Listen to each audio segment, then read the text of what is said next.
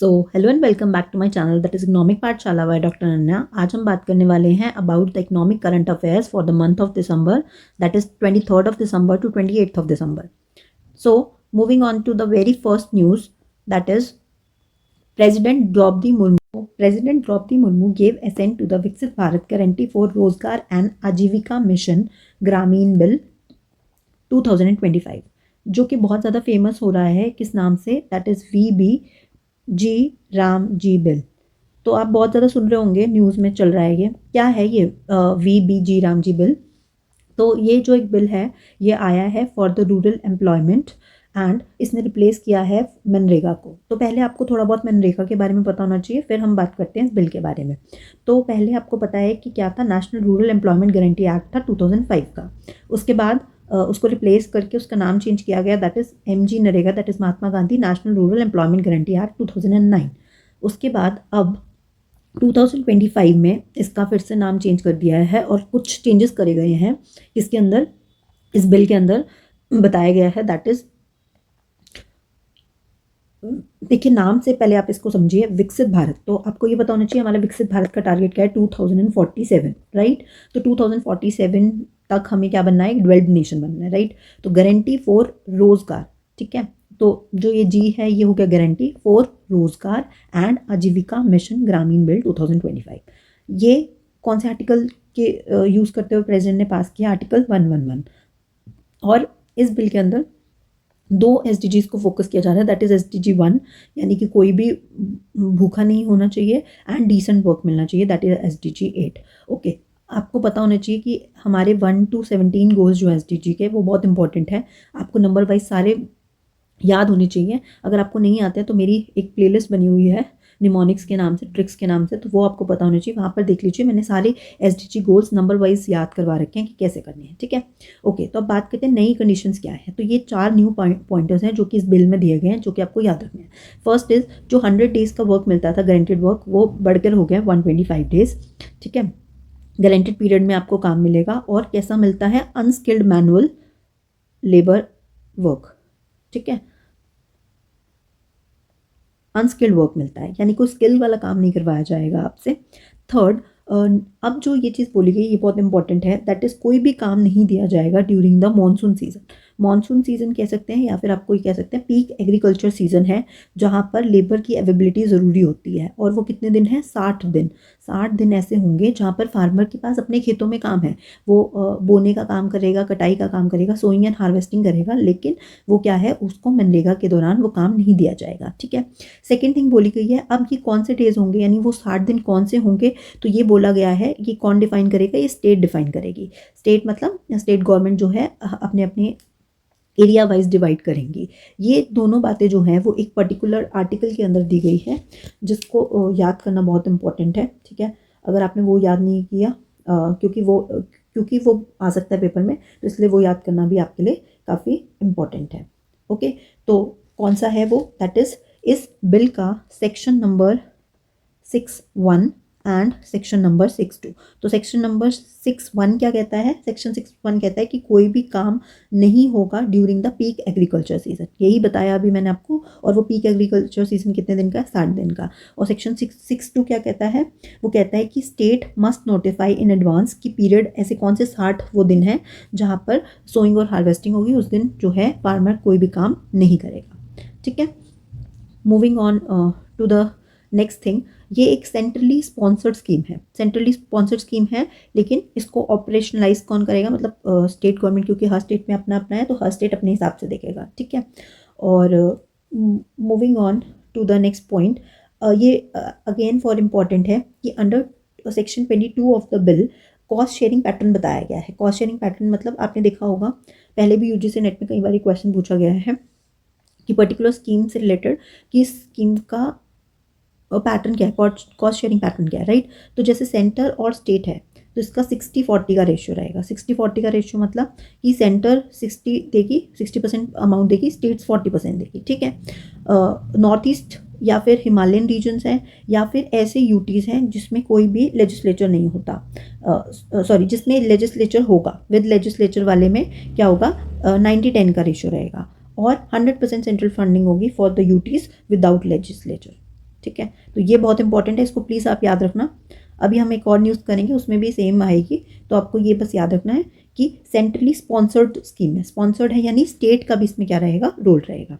Simple, मैंने कई बार बताया सेंट्रली सेक्टर्ड स्कीम है तो 100% कौन देगी, central government. Centrally sponsored scheme है, इसका मतलब क्या होगा, दोनों शेयर करेंगे। शेयरिंग किस हिसाब से, वो मैंने आपको बता दी। टोटल कॉस्ट कितनी लगेगी इसमें, ये है 151282 करोड़, ठीक है। ओके, वेज पेमेंट का बोला है कि हर जो भी इंसान है जो काम कर रहा है उसको वीकली बेसिस पे या फिर विद इन 15 डेज जो है काम कंप्लीट होने के 15 दिन के अंदर आपको उनको पैसा देना है, ये कंपलसरी है। और वेजेस कितने होने चाहिए, इतने होने चाहिए कि उससे वो अपनी एक लाइफ जो है, एक डिसेंट लाइफ को वो गुजार सके, ठीक है। तो ये किसके अंडर बोला गया है, सेक्शन 15(3), ठीक है। तो ये 3-4 सेक्शन से इंपॉर्टेंट है, याद रखना। सेक्शन 22 जिसमें कॉस्ट शेयरिंग पैटर्न बताया है, सेक्शन 6 जो मैंने आपको पिछली स्लाइड पे बताया था वो, और ये हो गया 15 का 3। अच्छा, कौन कौन सी कैटेगरी के काम दिए जाएंगे, तो जितना भी रूरल वर्क है ना उनको 4 कैटेगरीज में बांटा गया है। फर्स्ट है वाटर सिक्योरिटी, जैसे पॉन्ड्स हो गए, कैनाल्स हो गए, ग्राउंड वाटर हो गया, रिचार्ज हो गया, स्ट्रक्चर्स हो गए, ठीक है। सेकंड है कोर रूरल इंफ्रास्ट्रक्चर, ठीक है, इंफ्रास्ट्रक्चर डेवलप करना है, जैसे रोड्स होगी, आंगनवाड़ी बिल्डिंग्स होगी, ग्राम पंचायत बिल्डिंग, कोई भी मतलब इंफ्रास्ट्रक्चर क्रिएट करने वाले हो गया। नेक्स्ट हो गया लाइवलीहुड इंफ्रास्ट्रक्चर, ठीक है, जैसे कोई प्रोडक्शन रिलेटेड चीज़ें बनानी है, कोई स्टोरेज यूनिट्स बनाने हैं, ठीक है। लास्ट है extreme weather and disaster related works. Extreme weather and disaster related work का क्या मतलब है, कोई कहीं पर फ्लड आ गया, कोई डिजास्टर आ गया तो उसके लिए कुछ शेल्टर्स बनाने, कोई टेम्परेरी कुछ बनाना है, तो ये सब चीज़ें। तो ये 4 कैटेगरीज हैं जिसके अंडर काम बांटा जाएगा और अब आपको दिया जाएगा, ठीक है। ओके, तो ये सारी तो मेन बातें थी, बट एक और मेन चीज़ है जो आपको याद रखनी है, दैट इज़ कि इसका मेन एम क्या है। तो मनरेगा का मेन एम क्या था, आपको याद होगा कि मनरेगा का काम क्या होता था, दैट इज़ मेन एम क्या है उसमें, रूरल इंफ्रास्ट्रक्चर क्रिएट करना, अभी हम देख चुके हैं। लाइवलीहुड प्रोवाइड कराना, नाम से ही समझ में आ रहा है, इसमें दे रखा है लाइवलीहुड एसेट्स क्रिएट करना, ठीक है, और डेवलपमेंट करना और एम्प्लॉयमेंट प्रोवाइड करना, ठीक है। तो ये मेन 3 एम है, क्या, लाइवलीहुड एसेट क्रिएट करना, रूरल इंफ्रास्ट्रक्चर क्रिएट करना, और एम्प्लॉयमेंट, क्या होता है, एम्प्लॉयमेंट प्रोवाइड कराना, ठीक है। और जबकि मनरेगा जो था, एमजी नरेगा जिसको आप कह सकते हैं, एमजी नरेगा जो था वो क्या था, वो सोलली वेज बेस्ड था, मतलब सिर्फ वेजेस देना उसका काम था। इसका काम है कि इंफ्रास्ट्रक्चर भी क्रिएट हो और एम्प्लॉयमेंट भी मिले, यानी कि भारत का निर्माण भी हो, रोजगार भी मिले और आजीविका जो है वो भी बेटर हो सके, ठीक है। एक लास्ट और पॉइंट जो आप इसमें याद रखना, दैट इज़ ये जो जी राम जी है, ये गति शक्ति स्पेटियल मैपिंग जो है उसको यूज़ करता है, जिससे कि वो देखेंगे कि कहाँ कहाँ पर इंफ्रास्ट्रक्चर को क्रिएट करने की ज़रूरत है, ठीक है। एक और लास्ट चीज़ जो शायद उतनी इंपॉर्टेंट नहीं है बट आपको पता होनी चाहिए, वो क्या है, वो ये है कि आपको ये पता होना चाहिए, दैट इज़ ये जो बिल है ये लोकसभा से पास हुआ 16 दिसंबर को 2025 को, देन ये प्रेजेंट हुआ, फिर पास हुआ लोकसभा में 18 दिसंबर को और राज्यसभा से पास हो गया 18 दिसंबर को। तो ये डेट्स आप याद रखना, ठीक है। I hope first news clear होगी और जितने इंपॉर्टेंट पॉइंट्स बन सकते थे आपके एग्जाम पॉइंट ऑफ व्यू से वो सारे बता दिए, तो ये सारे नोट डाउन कर लेना, ठीक है। Moving on to the next news, that is RBI announces measures to inject 2.90 lakh crore liquidity. Okay. So our next news is that RBI announces measures to inject 2.90 lakh crore liquidity. यानी कि RBI चाहती है कि वो क्या करे, market में पैसा इन्फ्यूज़ करना चाहती है। अब उसके वो 2 तरीके यूज़ कर सकती है। First is open market operation, जो कि आपने बहुत बार अपने उसमें भी पढ़ा होगा, जो कि मॉनेटरी टूल्स में आप पढ़ते हैं, ठीक है, ये सबको पता है, बहुत कॉमन है। और सेकेंड है डॉलर रूपी स्वैप, जो कि नया है और मैं आपको समझाना चाहती हूँ। So first is OMO। तो आपको पता है जब लिक्विडिटी इंजेक्ट करनी होती है तो RBI क्या करती है, परचेज करती है गवर्नमेंट सिक्योरिटीज़ को मार्केट से, ठीक है, ताकि क्या होगी, जब गवर्नमेंट सिक्योरिटीज़ मार्केट से हम खरीद लेंगे तो मार्केट में क्या चली जाएगी, लिक्विडिटी चली जाएगी। लिक्विडिटी कैसे चली जाएगी, यानी पैसा क्या आ जाएगा, लोगों के हाथ में आ जाएगा। क्यों, देखिए ये है लोगों के हाथ में सिक्योरिटी है, ठीक है, और इधर RBI उनके पास पैसा है। तो अब क्या किया, जब RBI ने इधर से सिक्योरिटी परचेज की तो इधर से क्या होगा, पैसा जाएगा इनटू द सिस्टम, ठीक है। तो वही चीज़ लिखा हुआ है और ये 4 इंस्टॉलमेंट्स में RBI करेगा ऑफ 50,000 करोड़, ठीक है। सेकेंड थिंग इज डॉलर रूपी स्वैप। डॉलर रूपी स्वैप का क्या मतलब है, बहुत ही सिंपल है, एक बार इसको ध्यान से समझना, ठीक है। हाँ, तो डॉलर रूपी स्वैप का मतलब है सिंपल सा, दैट इज कि आरबीआई जो है वो क्या करती है, without use of foreign exchange, ठीक है, without the sale and purchase of foreign exchange को कुछ भी छेड़े बगैर वो क्या करती है, डॉलर रूपी स्वैप करती है। अब इसका क्या मतलब है, सबसे पहले जो स्टेप होता है इसमें गवर्नमेंट क्या करेगी, आरबीआई क्या करेगी, डॉलर जो है वो खरीद लेगी बैंक से, ठीक है। वो डॉलर बैंक, ये देखिए ये बैंक्स हैं और ये हैं आरबीआई, ठीक है। अब लिक्विडिटी इंजेक्ट करनी है ना, तो वो क्या करेंगे बैंक से डॉलर खरीद लेगी और बदले में क्या दे देगी, उनको रुपी दे देगी। तो पे कर क्या कर देगी, रुपी बाय करेगी डॉलर और पे क्या करेगी, रुपी, ठीक है। आई बात समझ। अब कितने टेन्योर के लिए, 5 साल के लिए बोला है, ठीक है। तो यानी कि 10 बिलियन डॉलर्स के वो क्या करेगी, 10 बिलियन डॉलर खरीद लेगी और बदले में जितने भी इक्विवेलेंट रुपी होगी वो बैंक्स को दे देगी। तो इस तरीके से बैंक्स के पास क्या आ गया, पैसा आ गया। अब वो मार्केट में लोन्स की फॉर्म में इन्फ्यूज़ कर देगा। अब जब वापस से कम करना होगा, लिक्विडिटी को कम करना होगा, या जब ये टेन्योर खत्म हो जाएगा 5 साल का, तो अब सेकेंड लेग में या सेकेंड फेज में क्या करेगी आरबीआई, अब 3 साल के बाद आरबीआई वापस से डॉलर्स को क्या करेगी, बेच देगी। किसको, बैंक्स को डॉलर बेच देगी और बदले में उनसे क्या ले लेगी, रुपी ले लेगी।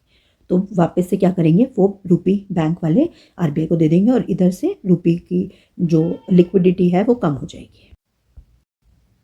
तो आई होप आपको समझ में आएगा, बहुत ही सिंपल। क्या किया, जब लिक्विडिटी डालनी है तो आरबीआई ने बैंक्स को क्या किया, उनसे सबसे पहले उनसे क्या करे, डॉलर्स खरीदे, बाय डॉलर, और बदले में क्या दे दिया, रुपी दे दी। तो रुपीज़ बढ़ गए मार्केट में।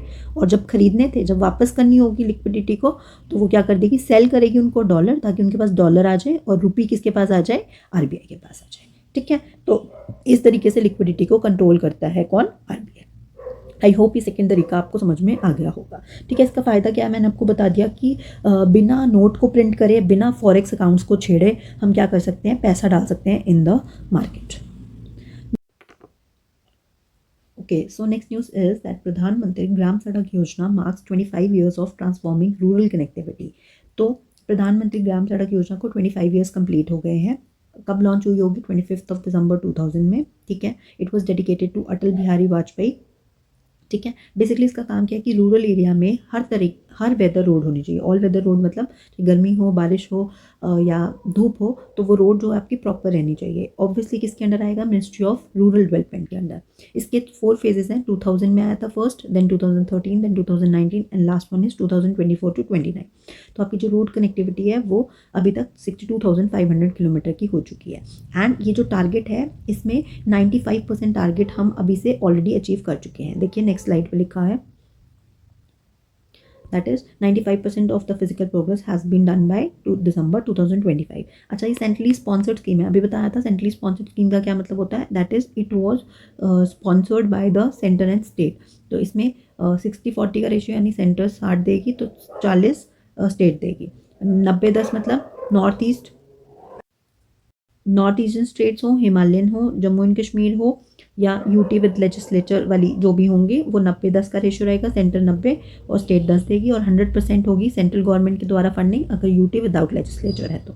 अच्छा, उमास एंड ईमार्क पोर्टल भी है किसी के अंडर, प्रधानमंत्री ग्राम सड़क योजना का पार्ट है। दैट इज उमास की फुल फॉर्म क्या है, online management monitoring and accounting system. I hope आपको समझ में आ गया हो। Moving on to the next news.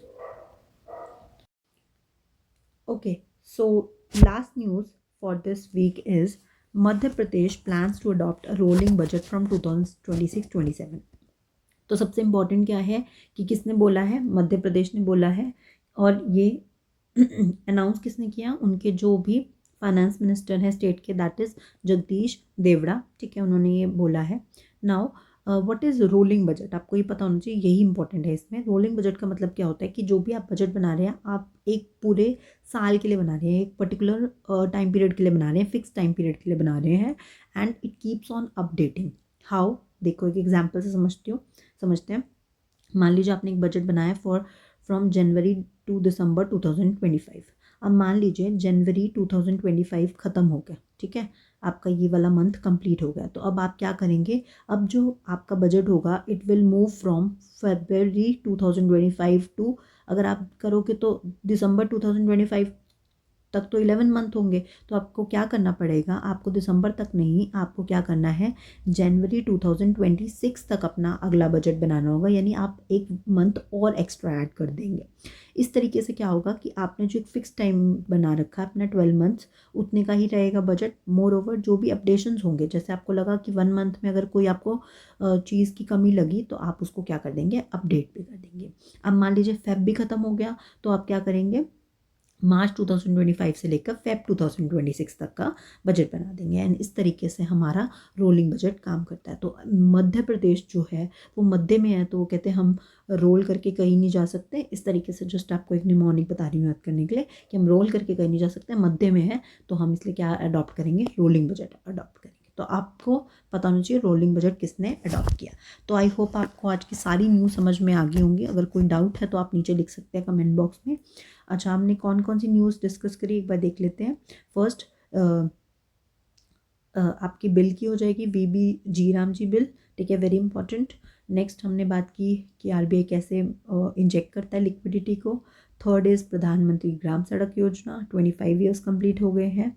And last one is that is MP ने प्लान किया है रोलिंग बजट का। तो आई होप आपको सारी न्यूज़ क्लियर हो गई होंगी। Till then thank you and bye bye.